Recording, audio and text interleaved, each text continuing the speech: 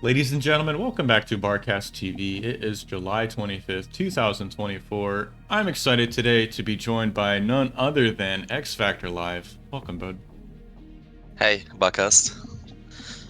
What's going on, man? You were kind enough to join me in this little Bar Academy review of Nutty Wombat's game. So, would you introduce the map, the player, the game, all that for us?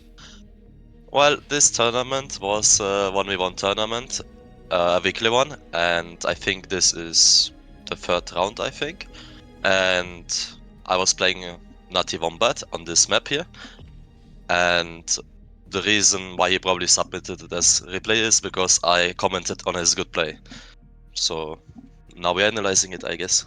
Right on, yeah. So shout out to Nutty Wombat. He's a mentor in the Bar Academy who has like the most esoteric information ever. If there's some random thing about Bar you want to know, he probably has the answer for it. I'm not sure how, but yeah. So how do you like to open on this map? Or like, what are your Um, thoughts kind of like going into this match? I'm assuming you didn't like prepare something I like too hard for this, but yeah. I like to open free max towards the sea, so Mm-hmm. that I am kinda more safe against com drop also, Mm-hmm. and that I can build construction towers if I want to towards the sea for potential amphibious or sea lab. Okay, good point. And free max just because it gives you more metal. So that's interesting. Maybe I should switch up my approach to this map, but lately, I've been doing 2 mechs, but that's interesting to hear you saying you prefer the 3 mech start over like a 2 mechs on this map. I mean, I've tried to max myself too, but I feel like if you do a very greedy con opening, you are running out of metal even with 3 max. Mm. And with 2 max, it's even more severe. You would actually need to move your commander outside your base to not like be stalling on 0 metal. Right. So I just prefer the free. It's just feels more tempo kinda. Feels like more Okay. tempo. I'm wondering if we should just kind of look at this from Nutty Wombat's perspective and see, maybe we can find some Yeah. things to improve for him. Let me just go to play review. So just Like like it your. seems like he's doing 2 max, so probably he wants to do some aggressive opening. Mm-hmm. And he for sure needs to get some damage done with it, basically. Do you think? I'm just kind of talking out loud. Do you think if you're going for like a 2 mechs open, would it be better to go arm so you just can get the ticks across the map faster if you're looking for that early damage, like you said, or? Is it... Um Armada is really good for things like that, like early tick harass, and then you expand behind it and try to like contain the enemy player. Though this is a very unit spam friendly map, I would say, with a lot of raids, Right. because the mechs are also very far apart from each other. Yeah. And then you would often run into the scenario Grunt versus Pawn or Grunt versus Tick. And Which is as we stressful to know, say the least. yeah, it's stressful. Okay. So it's risky. All right.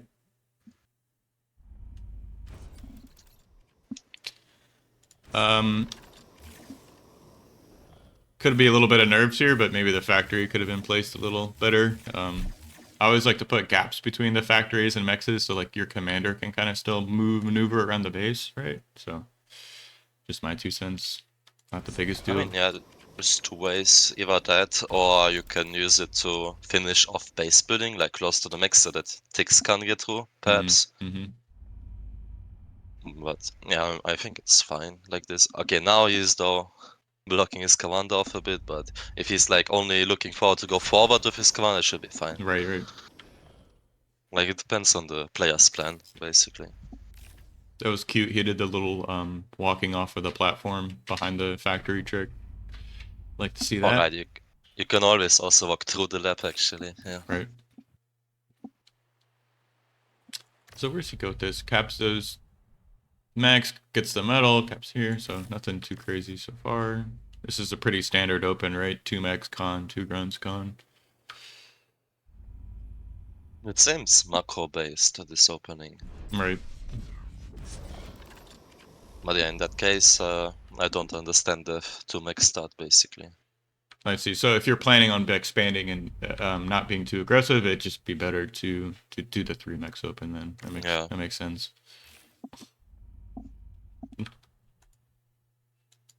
Like if he rushed out 2 grunts and sent them immediately to deny like one of my expands, Right. then he would get value with it. Right. But now he was like defending with 2 mechs against a 3 mech start, which will not happen. I mean, of course he doesn't know, but Mm-hmm. it's not like I'm doing 1 mechs and gonna be in his base immediately. Not that you're really well known for that even, right? So I'm wondering if this is kind of like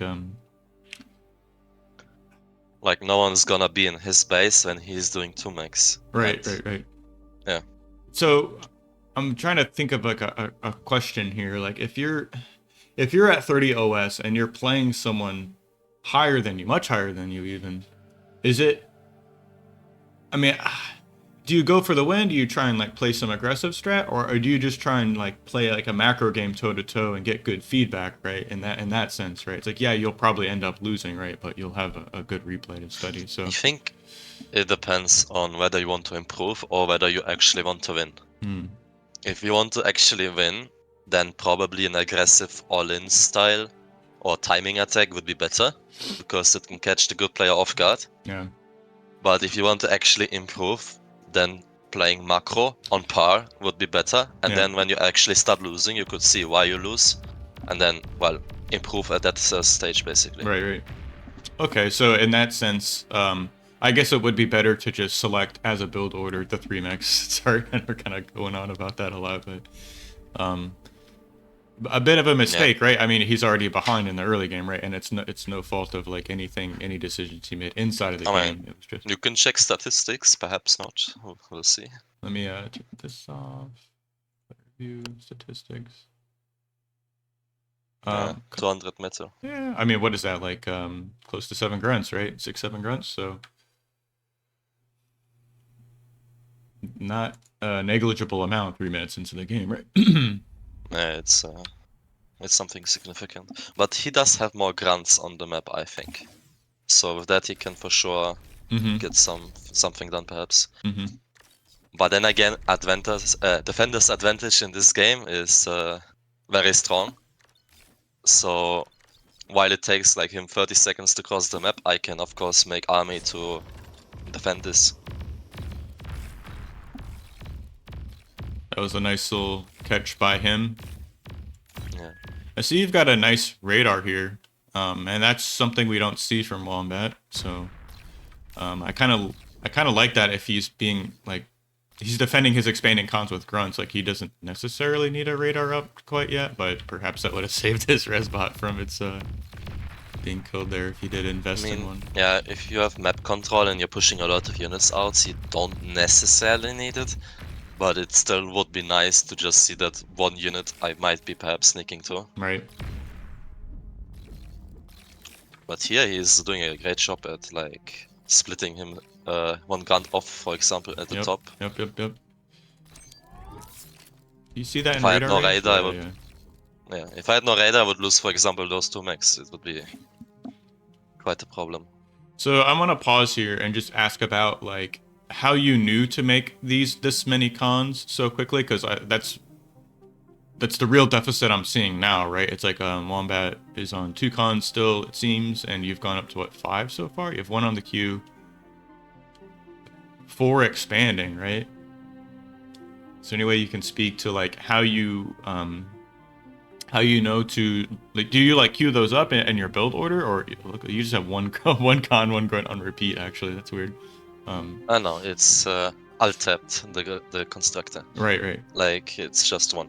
Okay. I'm basically queuing as much constructors as I can without dying. That's how I want to play it. So when I cannot beat his army anymore, when I would be producing constructor, like if I build another 2, his army would probably overwhelm me and that would be fatal. But right now, I still feel like I have a manageable amount of production to defend his attack. And if I defend it, I will be massively ahead in eco. Right. I could, of course, make like 1 less con or 2, and then defend his attack way easier. Mhm. But then again, if I defend it, I get less value because I have less cons on the map. So it's about greed, kinda. You want to make Yeah. as much cons as possible while defending. Mm-hmm. Oh, I see you still have a little 90. Is that right? Is it really 90 metal right there? I don't see the rocks actually. It's kind of strange. I think I've reclaimed it, but Yeah, I don't yeah, know why it's showing. that's strange.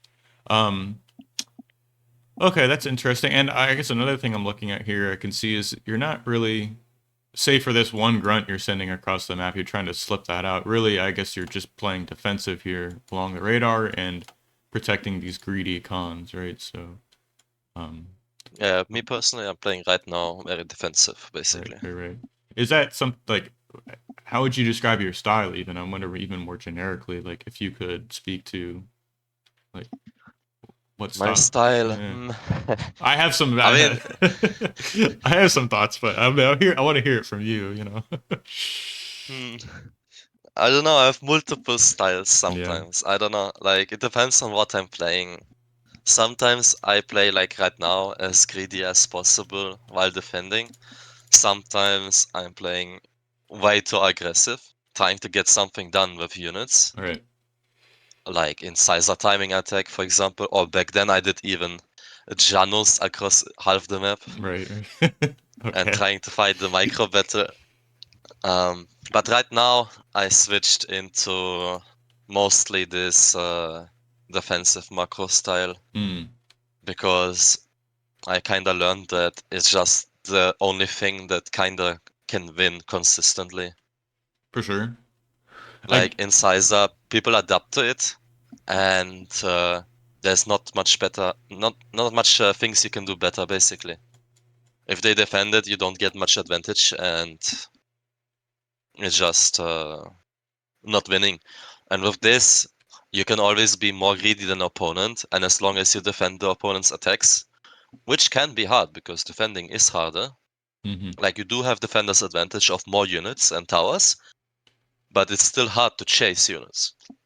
Like when one unit pops up in the very bottom, you kinda need to chase it with like 3 guns, kinda. Right. Otherwise, it will continuously run away. And if you mess up with micro and that one gun gets through and kills like 3 mechs, It's over. that's quite bad. Yeah. Yeah. It's terrible. um. Super tilting, by the way, with like a single unit just gets through it. It's like, oh, okay. Yeah.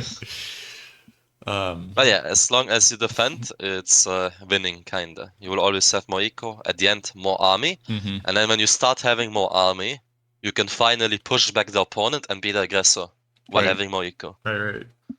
I like the macro style myself. Even though it is difficult, I'd say. Let's get back into this replay analysis. So I know what Nutty Wombat said in his replay ticket. He was aware that he delayed his third con, or it was very late, right, expanding. So don't want to comment too much on that. Okay, he needs to make a con for the south for sure Yeah, yeah, already. right. It's very close maxes to his base. He just needs to get them. Right. I think I like to tell people maybe like 5 cons you would need. Like you need one there, you need one to come up here, you need 2 to go down this way, right? So it's at least 4, right? So get a 5th one in there somehow, I'm sure. This is good pressure on you, but at the cost of what, right? Like it's just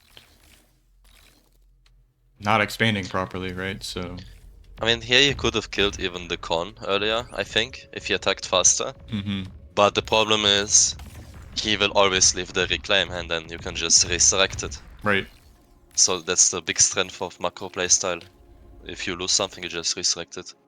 Plus the enemy army. Oh, and this resbot's gonna go down again. That is... Is that... Did he rebuild that resbot? I thought it went down just like right over here. Where's the second resbot? Okay, I don't want to spend too much time on that. So this is a nice trade by you, or like just kind of getting that pressure off away from this con over here, getting the Rex on your side, right? So I'm not sure if you queue up a resbot here pretty quickly. kind of equally. Nice little defense there from our man Nutty Wombat. And now he's making cons, it seems. Right.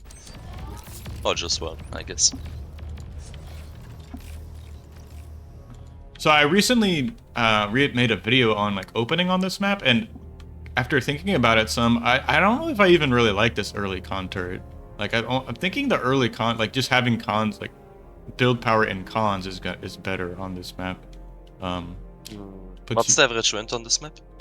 15. 11.2 average. Yeah, 11.2. Excuse me.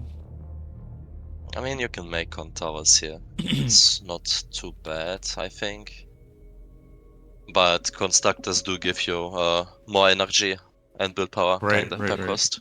What is like it's 210 metal, right? So I mean, there's like two cons you could have, basically two cons you could have had here earlier to be expanding. So perhaps that was my fault for what's the word,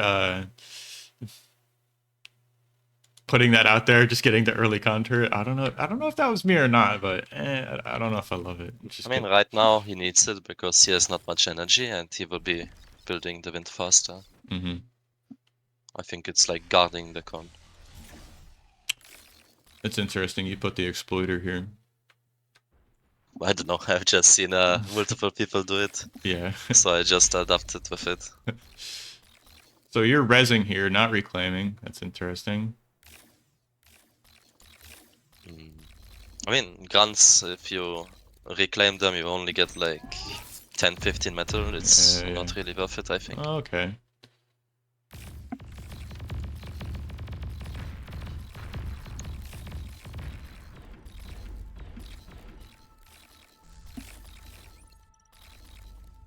Let me pause here and look at some of your expansions here. Capping those in the back here with this con and like bottom mid here. You got this radar and this LLT up. On the top side of the map, we have these two construction bots expanding, just making exploiters. Do you have like a distance away from your base you start making exploiters, or like it's a positional thing? Is there any comments you could share on like how you put exploiters up over like MXs and LLTs? Well, LLTs and Maxes, they are more metal efficient, but they build slower. So you want to have them at the start, especially if you protect multiple Maxes, you want like one LLT. Because then you can support this with your own guns and that will be enough. Like, this will be enough. But in the far ends of the map, like up here, it's very hard to send your units up here. And then it's much better to have exploiters because they build fast, so you can build up a mass of them faster. And then also they, on their own, perform much better than, let's say, 2 or 3 LLTs there. Right. Okay. So it's just more secure against like a run-by of 10 guns. And then you can focus yourself fighting more somewhere else on the map, basically. Right. How many grunts do you need to kill an LLT, XFactor? Well, I don't know the exact number, but I'm pretty sure it depends on at first where the LLT is facing. Right. Say it's facing towards the grunts, yeah. If it's facing towards the grunt, I mean, it might beat it with 4, but I would not attack it without like 5 or 6. Okay. Because if you attack with 4, the losses are just too high. Somehow I see U50 OS players kill like get value with these like 5 grunt run-bys and take out like everything. I don't understand it, but we'll get there. Right? I mean, there's flanking damage, so you just need to split your grunts in a way that they get flanking damage done. Gasp. Thank you for that. Let me unpause this. We'll keep chugging along here. See, he's I see Nutty Wombat is like making these kind of like preemptive. I hear a battle going on the right side of the map, but he's got these 2 preventive LLTs going up. He's gonna expand behind that. And I'll do the same, I think, with the South Con. Yeah, pretty much, same position here. So putting those LLTs up before expanding behind it can be important. Like, it takes a long time for a con to get back up here, and like it feels really bad when that con goes down, actually. So Yeah. I'm gonna pause this here real fast. I want to ask you about like what are your thoughts on this map, grunt versus grunt? Like, what are you thinking of as you enter the mid game, right? Like, is there any like positions you want to take, any techs you want to go down? I know earlier you alluded to putting your con turrets here to maybe like an amphibious lab switch, but Right now I'm just focusing on stabilizing, so I'm trying to repel all the enemy forces basically, expand in, well, all my natural expands basically, right, and then also scale, obviously, my willpower and energy so that I'm spending in the meta. right. And then eventually, when the situation is stabilized and I'm actually pushing away from my base, then I can do a tech switch, either vehicle or shuriken or bombers from the airlab. Mm-hmm. But at first, I need to understand what's going on in the game. Perhaps there's also a third option if his commander pops up now in the middle of the map, for example. Right. For example, because he comboed, then maybe I just make tugs, because tugs are very good from to push a commander out of the middle. So right now I'm just stabilizing, and then later I will look what I need to do, basically. But aircraft is like the most natural follow-up. Yeah, of course. I mean, it's like the Shuris, like you have I guess you could kind of go like 2 or 3 bombers first out of an air lab switch as well. So I mean, there's tons of versatility, and even Many people utility. do vehicle first as a switch, Yeah. but for the pounders I think mostly, Are you because like there's so many grunts on the map. in general, or are you just like speaking to this map and like On this map. yeah. People build like com tower here, and then vehicle lab here, and then they make pounders, and that's just their main battle plan. I usually completely to the opposite prefer the air lab almost always, just because the shuriken gives so much value. It You does. can, They're so even if cheap they, too. Sorry. you can say. Well, I was just gonna say they're so cheap, and like you force the AA essentially, and you can just reclaim the lab for free. It seems so. It's like you're kind of force Yeah. your opponent's hand for like in this very for not a lot of investment. Like sure, are like 35 metal or something like that, 50 metal. Even if they make anti-air bots through the middle, for example, to support their main army, you can send shurikens at the top or south and like stun all the LLTs, and then your grunt run bys will just clean up everything. And to stop that, you can basically only stop it with your own fighters. Right, exactly. But if you now already have a vehicle lab, then going like another lab is quite hard. So that's why I don't like the vehicle lab. You cannot respond to air. Not as good, at least. Lately, what I've been doing, say if I go second lab as a vehicle lab, I'll pretty quickly reclaim my bot lab and just put down the air lab, right? Because like I don't like staying on this no air tech, right? It's just like too against good players, you'll be punished. Like they'll just punish you for it every time. So what I like to do is air with a tag push on this map sometimes. I think I did against Chisato in the Alpha Cup, and I just masked like, I don't know, 25 Shuriken, did a massive tag push through the middle. Yep. And then with the tugs, you can do a resurrection push basically. Right. And the enemy, if he has vehicle lab, then he can choose between vehicle and bot lab or vehicle and air lab. All three is kinda hard. So if he has vehicle and air lab, okay, he can stop the shuriken, but the tag resurrection push will be unstoppable because he has no resbot on his own to do anything. But if he has bot lab and vehicle lab, he has no good response to the shuriken, and then he just loses the mid, and then still lose the game. So there's some shenanigans that can happen if you go vehicle, basically. That's a strong push. And by the way, thugs are really good. I don't know. I think they're a little underutilized. Even like I'm thinking in the Rocco meta we're in right now. Yes. Thugs are pretty strong against rocket bots. I don't know if everyone knows that, but yeah, they have 380 range. It's a lot. Yeah. It's like Rocco's can't really kite thugs. It's something like that. Just kind of get run down by him. So looking at this little push here in the middle, looks like might find some damage. Gets a radar, backs away. I'm noticing these little like excursions Nutty Wombat's doing, and I don't want to call them metal donations, but unless you like really sharp about picking off cons and like pulling back, I think these kinds of little like aggressive moves can actually just end up feeding your opponent in some ways. Yeah, I mean, he's keeping up the pressure right now. Right. Of course, it will eventually lead to feed because I will have more reinforcements coming. Though you need to consider that grunt are not really that much feeding. It's just grunts. Mm. So once you like make a counter to the grunts, they become kind of obsolete at some point.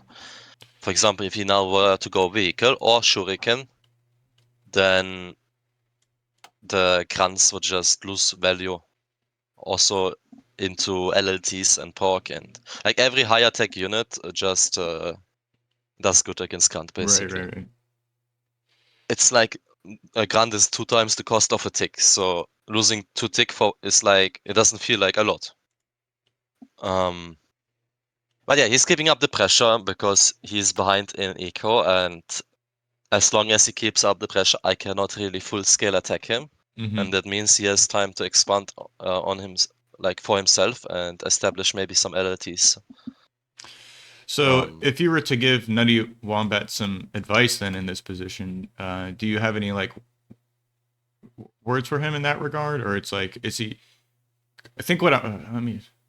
Do you have any He thoughts? needs to he needs to apply pressure without losing all his units basically. So he needs to invest a lot of time into microing, but he also needs to manage his expand. Like, I mean, it's doing fine up there, but in the south it's way too slow. Right. Like this should have been already way further advanced. Like maybe already at the free max here. For sure. Do you now he's behind basically, so now he needs to do something to come back, like maybe Shuriken switch, for example, and then resurrect a lot of stuff. Yeah. Not too far behind in metal, and I actually really wanted to show this off. The energy produced is fairly even, and the energy excess for both of you is way under 10%, right? Which I think is kind of the cutoff for.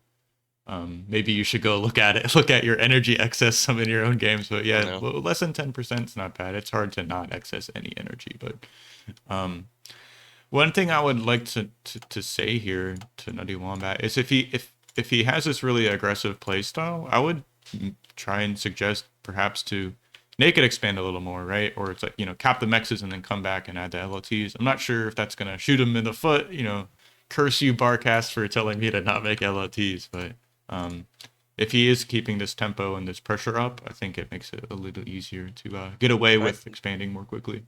There's a couple scenarios where he could have, for example, skipped on making 3 grunts and just make 1 corn. And then that corn would still just get some maxes in the background while he could apply the same pressure with those 3 less grunts. Right.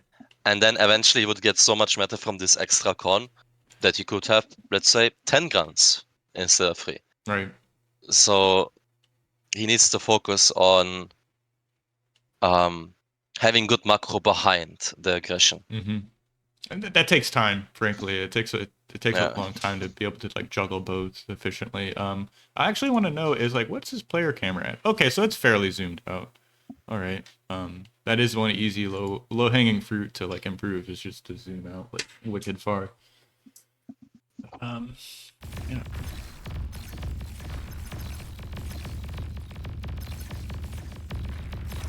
I do like those exploiters in the top right. Those feel like just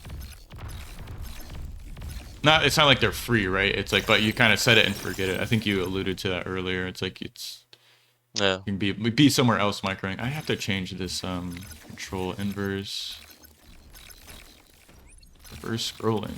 Oh, excuse me, inverse mouse.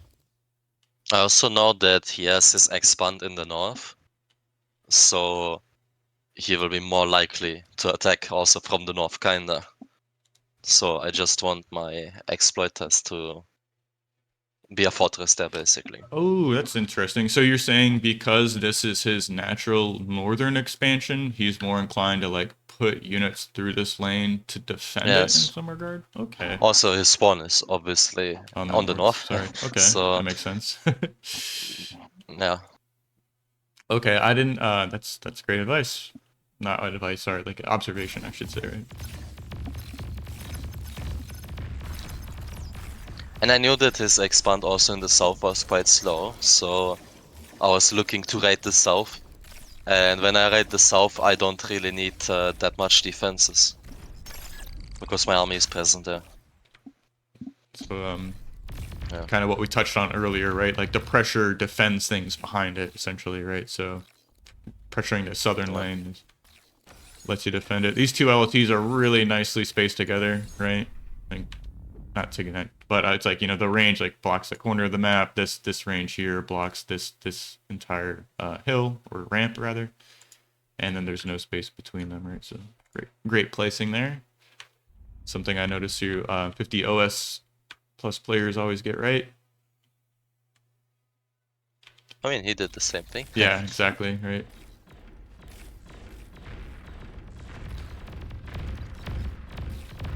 This was feat, I think. Yeah. I guess on both parts, right? A little bit of feed there on the south as well. Big army heading to the north side. So now I'm starting to see like a really big discrepancy in just even like the unit composition, right? It's like what you've had. I don't know if you alt the grave robbers into your unit composition or if you just had 1-1 on repeat there for a moment, but I'm like always leaving my main army composition on repeat, but right. when I need something like a con or respot, I just alt click it basically. Do you So I get the exact amount I need basically. do you have your lab hotkey, by the way? My lab hotkey, no. Okay. When I wanted to do that, it just never worked. I don't know. Man, I played StarCraft for like 10 plus years and I can't, for some reason in bar, I just can't hotkey factories. I don't understand it. Like one game you It have just to doesn't do. work, I don't know. Yeah. I, I wish I could figure it out, but yeah, I think I'm kind of with you there. I like the extra I don't grave know. rubbers now. I tried like Control 5 or Alt 5 on it, or Shift 5, but it just doesn't edit. I don't know what's the issue of that. Yeah, it's like you're just zoomed out and you click on it, you know, still. So, just so easy to click on stuff.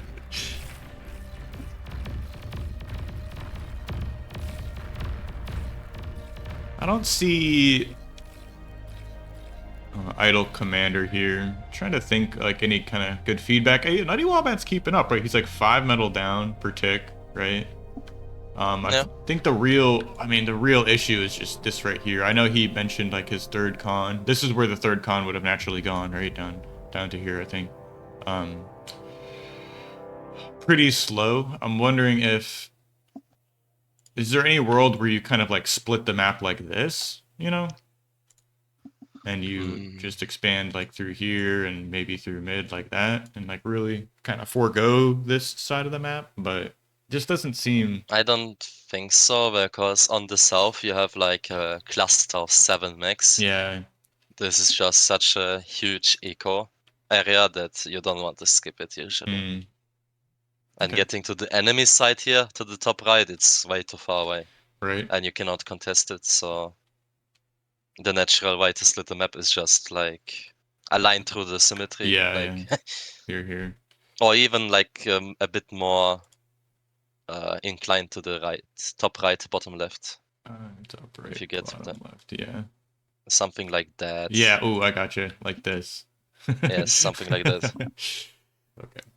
Yeah, because these 4 mexes aren't trivial either, and they really protect this like southern theater or like top southern plateau rather.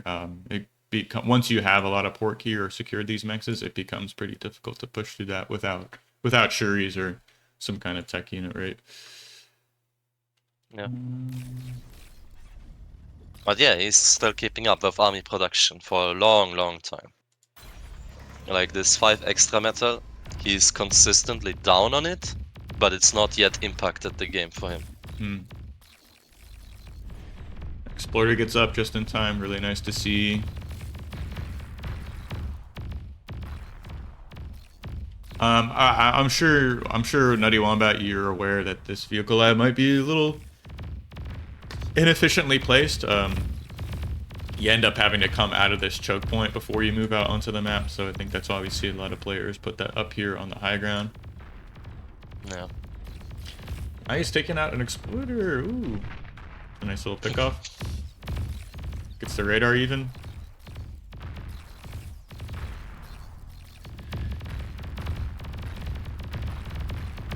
Kinda trapping these grunts.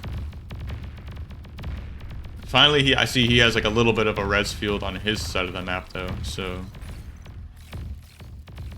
But I mean, you're up to like 5 res bots here, so like suddenly like all these earlier skirmishes and whatnot are leaving, or are able to like, you know, bolster your. Yeah, now it's snowballing into his disadvantage of all Yeah. this resurrection everywhere.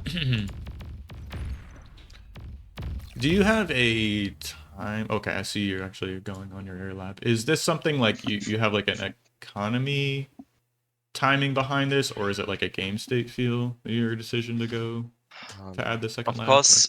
Of course, you need to have the energy production to sustain it.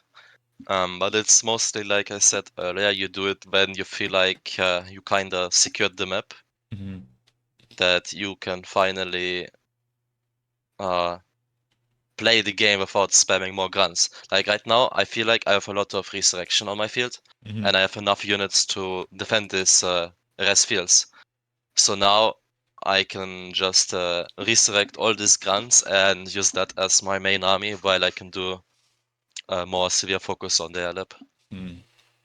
I see you have your energy storage up, but haven't reclaimed your solars. I think that's something we see a lot of players do. Is this something you deliberately hold on to the basic solars for a long period, or is it just like a wind risk thing? It's on every map. It works like this, that you essentially want to scale your energy with wind if the wind is decent, Right. average, which Right. it is right now, 11.2. But in this scenario right now, I don't have yet enough wind to reclaim those solars. Mm-hmm. For example, if the wind right now is super low as it is now, if I don't have this extra, what is it, 5, 6 solars, Right. then I would be even now stalling on energy. So I still cannot afford it to reclaim right now. Maybe 1, 2, but Mm. I still need way more windmills to actually go off the solars. Okay. I think this is something I've been getting wrong in my own games. It's interesting to hear you say that, like you're waiting for a little more wind economy before you start reclaiming these basic solars. I think that's a mistake I've been making in my own games. Reclaiming them too early, that is, right? I've also done that. I was just playing a couple days yesterday when I had some solars and I had full energy, and I thought it was fine to reclaim them. I reclaimed them, the wind dropped, and then I was suddenly on zero energy. Yeah, and then Like, feels bad. reclaiming them too fast is a big trap. And Essentially, you want to reclaim them once you start using like a decent amount of energy converters. That's what I've figured out, kinda. okay. Follow-up question. What do you think is like the cutoff for core between like scaling? Sorry, let me ask this. What is the wind speed cutoff for scaling E with wind as core? Like where is that number in your head, or do you have an idea? Mm, it depends on the average number of the wind, and it depends on the minimum and maximum. Hmm. So let's say the minimum was like 6, 7, which is quite high, and the Mm-hmm. max 15. Yeah. And then if the wind average is still like 9, then I would go for wind. Mm-hmm. But if it drops to 8, I would not. Mm. Then on other maps, if the lowest is like 0 wind and the highest 15, then I wouldn't even do wind with like 9 average. So usually like 10 is the average I would do wind. Mm-hmm. Unless the minimum is high, then I can do 9 also. I see. Okay, that's good feedback. Just more of a function of the the average and the low. So Yeah, not quite the high. Like I think myself yeah, the kind of minimum and average. yeah. Um, I think I fell into the trap perhaps of looking at the high wind speed and being like, oh, 15 slam dunk wind turbines, right? But it's like joke's on you. Like, It goes to zero. it's still true that on maps with 8 average, that the wind is more efficient. hmm So you can still passively scale with wind. But the problem is windmills at 8 wind, they build extremely long for the energy output. Right. So for short term you always want solars, but in long term scaling, you even there you would want to have wind basically. Yeah. It's a huge part of the game. I think sorry, scaling E. the more I see if watch you 50 OS players like, perfect the game or get better at the game, I think it's like just kind of super obvious that passively scaling E with wind and then like converting that into metal with energy converters is just a big part of the game. Right now, as like Shizato also said once on your talks, the meta right now is to spam a lot of wind with energy storages, Right. and it's much better than doing a solar into a solar transition. hmm Yeah, okay, that's I do remember him saying that recently because I think in like a previous conversation we talked about like where is that wind speed cut off between scaling with like solars and advanced solars and wind, right? And just recently, like you just said, I think he's leaning more towards just passively scaling with wind, kind of no matter what, I guess. So, um, interesting to see you hold on to these basic solars so long. The four contours. And now you reveal the Shuris, right? So Actually, can you stop the replay right now? yeah. Look at Nati Wombat base. Right now he has like a decent amount of windmills, but now he's stalling on energy. hmm And the difference is actually not too much in terms of windmills. So now the solars actually are very important. Yeah, what is that? 475 to 650. So And this extra 200 which I have is just my solars, I think. pretty much. I think you no, they're there. Almost. Okay, 6. Yeah, it was at 120. But still, I mean, that is just a nice baseline to go. It's like you like what wind is at 8 right now. You have a full E bar adding on a contour, right? And it's like our man Wombat over here. Not to disparage him, right? But it's like no E at the moment. He's got the energy storage up, right? But it's like this map is weird. It's like it This map, it's known to it's have bad wind yeah. sometimes. Thank you for saying that. I was trying to get that out.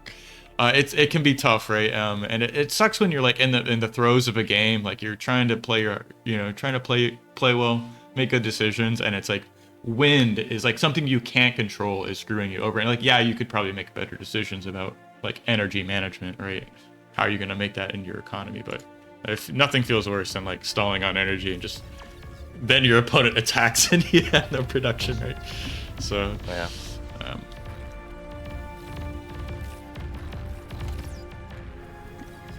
Yeah, especially right now, the wind is showing his bad side, and you see my energy storage is dropping right. massively. Right. Like, it's not enough wind yet. You still need way more on this map. That's why the solars are so important to also have. So you're moving into thug production. Is this like the point in the game where it's like, ooh, let me pause real fast. Sorry. The point in the game where you're like looking to make a push through the middle or like flip the pendulum back into the aggression, right? It's like, well, we stabilized economy wise. We kind of have a feel for where the game is at. I'm looking to go towards the middle, and I also know that he went for vehicle. Mm-hmm. And the Cortex vehicle, they kinda struggle against tugs, actually. Because there's also many high grounds here, Right. and like in general, like steep terrain. Mm-hmm. And then a resurrection push with Shuriken is actually kinda strong, so Okay. I just decided to go for tugs. I mean, I could have also made probably a vehicle lab up here and go for medium tank push, Right. but I didn't want to go third lap. It's just too much. I enjoy the thugs. They've been growing on me recently.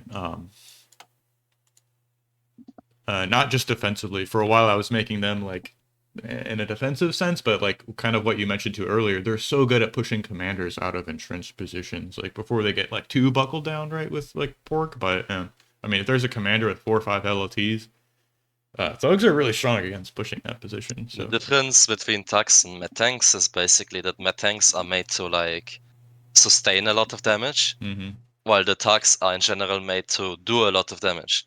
So their DPS per cost is way better, but the stout's HP is way better. way higher, yeah, So yeah. if you have shuriken support and you're like actually stunning units, you would rather have tugs doing damage than a medium tank that would have more HP, because you don't need more HP if you're stunning units. So there's more synergy with shuriken with tugs than with brutes, for example. That is an excellent point. And you of course also have respot. Right, which is kind of insane, like an S tier unit, right? Yeah.